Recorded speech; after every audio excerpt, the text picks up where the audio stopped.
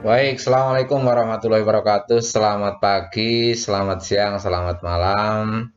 Salam sejahtera buat kita semua. Ketemu lagi di channel Mister CYOI bersama saya, Pak Carkim, dalam channel pembelajaran. Eh, Tetap semangat anak-anakku semua. Semoga semuanya dalam kondisi, dalam keadaan sehat walafiat. Tetap semangat untuk belajar walaupun di masa pandemi COVID-19. Tidak ada alasan tidak untuk belajar, karena setiap hari kita harus tetap untuk bisa menambah ilmu pengetahuan kita. Yuk kita belajar, kita lanjutkan materi yang sudah dibahas di awal tentang masalah-masalah ekonomi, di mana di awal kita sudah membahas tentang masalah ekonomi dari sisi aliran klasik maupun modern. Di mana di sisi aliran klasik kita sudah membahas tentang masalah ekonomi itu ada masalah daripada distribusi, dan juga adalah masalah konsumsi ya. Sedangkan di masalah-masalah menurut aliran modern itu terkait dengan barang apa yang akan diproduksi, apa yang akan diproduksi, atau barang apa yang akan diproduksi, bagaimana cara memproduksinya, dan untuk siapa barang itu diproduksi. Nah, dan juga kita juga sudah membahas tentang beberapa jenis sistem ekonomi. Di antaranya adalah sistem ekonomi tradisional, ada sistem ekonomi pasar ataupun liberal, dan juga ada sistem ekonomi komando, sistem ekonomi campuran, dan sistem ekonomi Pancasila. Pada kesempatan kali ini kita akan melanjutkan materi tentang sistem ekonomi pasar atau liberal, di mana di awal sudah disinggung, sudah dibahas apa sistem ekonomi pasar atau liberal, bahwa sistem ekonomi pasar atau liberal itu adalah suatu sistem ekonomi yang menghendaki kebebasan yang seluas-luasnya bagi setiap ekonomi untuk melakukan tindakan ekonomi tanpa ada campur tangan pemerintah. Jadi, kalau sistem ekonomi liberal ini prinsipnya adalah kebebasan yang seluas-luasnya bagi setiap ekonomi untuk melakukan tindakan ekonomi tanpa ada campur tangan pemerintah. Ciri-ciri ekonomi liberal atau disebut dengan ekonomi pasar, pertama, semua sumber produksi dikuasai oleh masyarakat. Yang kedua, semua kegiatan ekonomi yang dilakukan bertujuan untuk mendapatkan keuntungan. Jadi semua kegiatan ekonomi yang dilakukan orientasinya adalah kepada profit atau keuntungan. Yang ketiga, terjadi persaingan yang cenderung tidak sehat dalam masyarakat, ya, karena di sini tidak ada campur tangan pemerintah. Yang keempat, timbul dua golongan dalam masyarakat, yaitu golongan pemberi kerja dan golongan penerima kerja. Itu sudah pasti ya. Jadi artinya golongan industrialis itu artinya si pemberi kerja atau pemilik usaha dengan para buruh atau para pekerja. Nah, kelebihan dan kelemahan sistem ekonomi liberal ini tentunya punya kelebihan dan kekurangan. Kelebihannya adalah menumbuhkan inisiatif dan kreativitas masyarakat dalam kegiatan ekonomi. Yang kedua, setiap individu memiliki kebebasan untuk memiliki SDP atau sumber daya produksi. Ya. Muncul persaingan untuk maju karena kegiatan ekonomi diserahkan kepada masyarakat atau kepada rakyat. Produk-produk yang dihasilkan juga memiliki standar dan mutu yang tinggi, karena barang dengan standar dan mutu yang rendah itu tidak akan laku terjual. Selanjutnya, efisiensi dan efektivitas juga tinggi karena motif untuk mencari keuntungan. Nah, sekali lagi, efisiensi dan efektivitas tinggi karena motif untuk mencari keuntungan.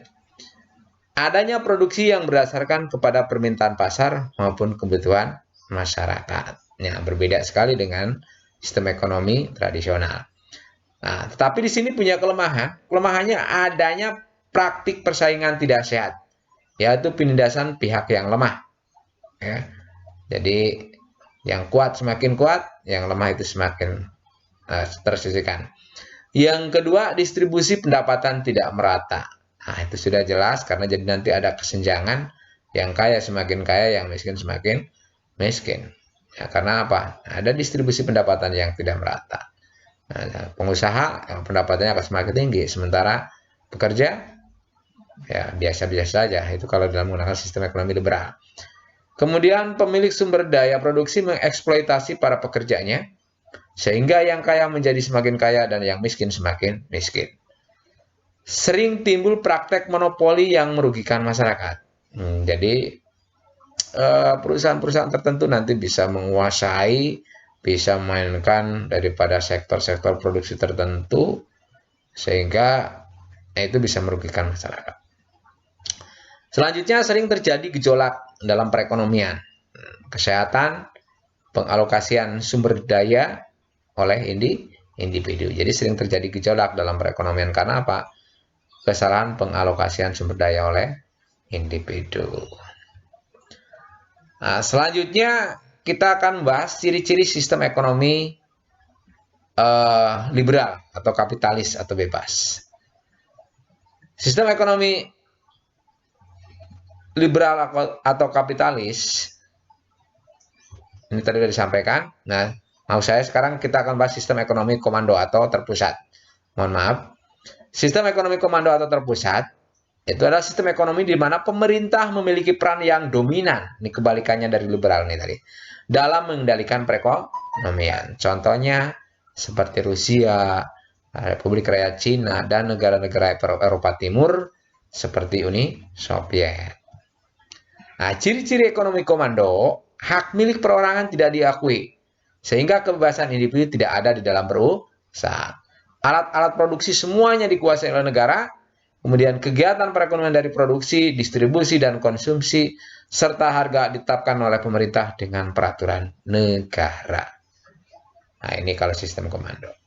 Nah, sedangkan kelebihan dan kelemahan sistem komando, kelebihannya pemerintah lebih mudah dalam pengawasan dan pengendalian. Yang kedua, pemerintah bertanggung jawab sepenuhnya terhadap seluruh kegiatan perekonomian. Jadi, pemerintah di sini sepenuhnya bertanggung jawab terhadap seluruh kegiatan sektor perekonomian. Kemudian distribusi pendapatan merata, sehingga kemakmuran masyarakat juga merata. Ini kalau sistem komando. Kemudian perencanaan pembangunan lebih cepat direalisasikan karena semua pengawasan dan pengendalian dilakukan oleh pemerintah. Kemudian perekonomian relatif stabil dan jarang terjadi krisis. Itu kalau sistem ekonomi komando. Nah, kelemahannya atau kekurangannya, inisiatif dan kreatif individu tidak berkembang. Kenapa? Karena sekali lagi semua dikendalikan oleh pemerintah. Yang kedua, masyarakat tidak memiliki kebebasan untuk memiliki alat dan sumber daya. Karena semuanya dimiliki oleh negara. Yang ketiga, pemerintah bersifat paternalistis. Artinya apa yang telah diatur dan ditetapkan pemerintah adalah suatu yang benar dan itu harus dipatuhi atau dilaksanakan. Sedangkan yang keempat, adanya pasar gelap yang diakibatkan adanya pembatasan yang terlalu ketat oleh pemerintah. Nah, ini jadi ada kemungkinan celah adanya yang disebut dengan black market karena ada pembatasan yang sangat ketat dilakukan oleh pemerintah. Jadi ada pasar-pasar yang itu tadi ya. Selanjutnya kita akan bahas tentang sistem ekonomi campuran. Nah, jadi itu sangat jelas sekali ya perbedaannya antara sistem ekonomi pasar atau liberal dengan sistem ekonomi komando ya. Itu sangat bertolak belakang. Kalau komando tadi yang mengendalikan pemerintah, sementara kalau liberal adalah masyarakat sendiri. Jadi tanpa campur tangan pemerintah. Sekarang sistem ekonomi campuran ini yang merupakan perpaduan ya. Sistem ekonomi campuran itu adalah sistem ekonomi di satu sisi pemerintah memberikan kebebasan kepada masyarakat dalam melakukan suatu kegiatan ekonomi, akan tetapi di sisi yang lain pemerintah memiliki campur tangan dalam perekonomian dengan tujuan untuk menghindari penguasaan secara penuh dari segolongan masyarakat pada sumber daya ekonomi. Jadi tujuannya adalah mengkombinasikan antara sistem komando dengan sistem ekonomi liberal. Jadi disebut dengan sistem ekonomi campuran. Jadi pemerintah tetap memiliki campur tangan untuk melakukan kegiatan ekonomi ya. Tujuannya adalah menghindari adanya penguasaan secara penuh oleh seseorang atau oleh sekelompok masyarakat pada sumber daya ekonomi tertentu. Ciri-ciri ekonomi campuran, bidang-bidang yang masih hajat hidup orang banyak dikuasai oleh negara. Contohnya apa di kita? Seperti Pertamina, ya kan? Gas itu perusahaan-perusahaan ini, kemudian listrik ini tidak diserahkan kepada masyarakat tapi dikuasai oleh negara. Tujuannya itu tadi supaya tidak terjadi monopoli ataupun kalau dikuasai oleh sekelompok orang tertentu, mereka bisa dengan seenaknya memainkan harga ya. Tapi kalau ini yang mendirikan pemerintah, itu karena menyangkut hajat hidup orang banyak, ini bisa dikendalikan.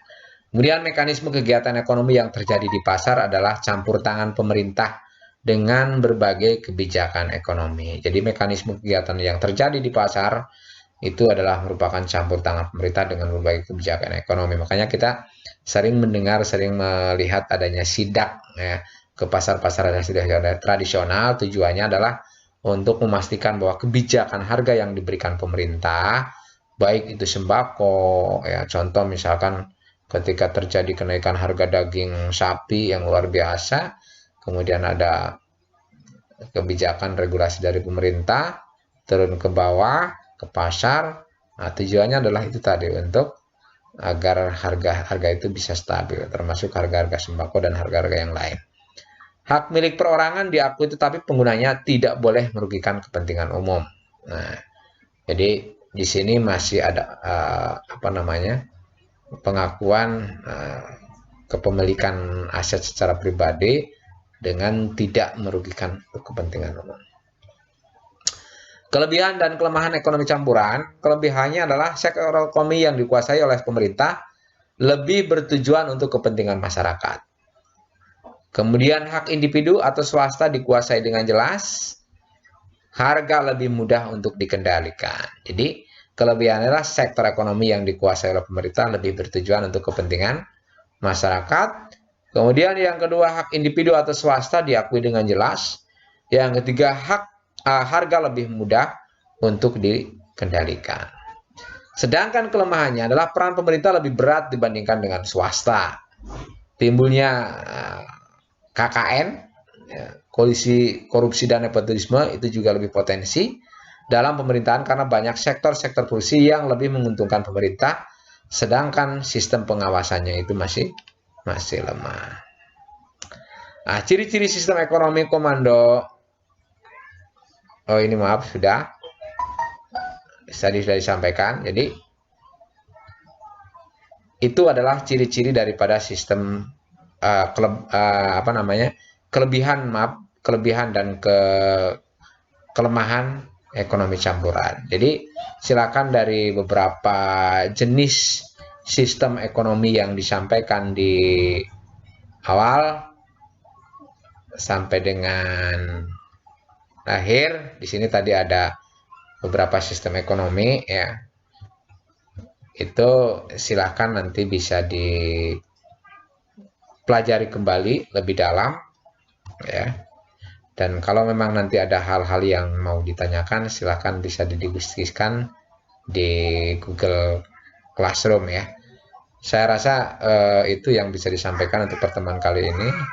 Jadi sedikit ilmu bisa menambah pengetahuan kita daripada banyak ilmu tetapi tidak bisa menambah pengetahuan kita.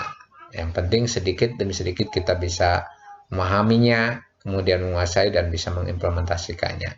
Itu saja, tetap semangat untuk belajar walaupun dalam suasana pandemi. Dari pemerintah, vaksin yang bisa kita lakukan adalah menggunakan masker, kemudian menjaga jarak dan mencuci tangan. Sekian saja, selamat beraktivitas, selamat belajar. Saya Heri.